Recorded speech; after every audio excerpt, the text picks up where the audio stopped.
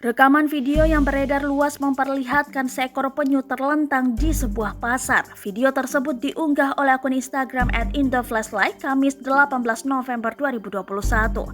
Pada keterangan dituliskan berdasarkan laporan warga bahwa penyu kerap dijual di pasar tersebut.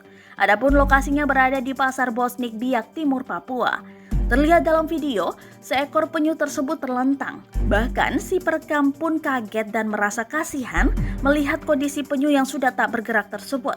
Pengunggah pun menuliskan keterangan terkait peraturan pemerintah nomor 7 tahun 1999 tentang pengawetan jenis tumbuhan dan satwa.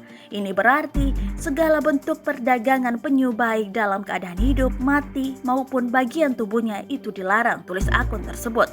Banyak warganet yang merasa miris atas kondisi penyu yang dijual bebas di pasar itu.